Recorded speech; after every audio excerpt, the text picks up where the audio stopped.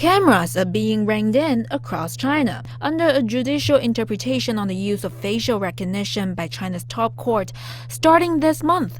Collecting, using, storing, processing, or transferring facial scans now all require explicit permission from the user. Doing otherwise will be deemed an infringement of their personal rights. The rules have come as many cell phone applications now ask for our faces when firing up.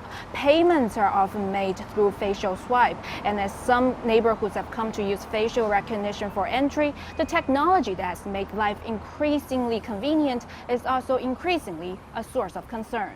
Guo, being a law scholar and the person to file the country's very first lawsuit against the application of facial recognition technology, says the interpretation of the top court couldn't have come soon enough.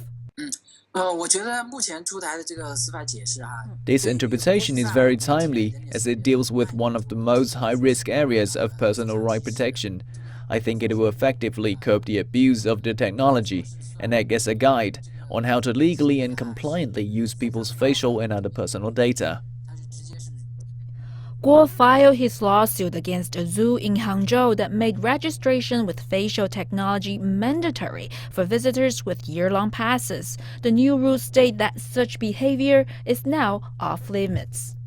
The interpretation also rules against making facial recognition technology mandatory to enter residential compounds. It says alternatives must be provided.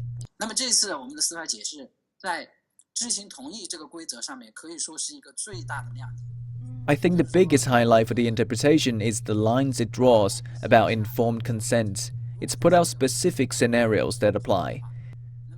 This means the law is specific about protecting personal and consumer rights, and it could send out a message that the use of facial recognition technology will be strictly monitored. The interpretation comes as the Personal Information Protection Law, which is expected to be even more comprehensive, is under development.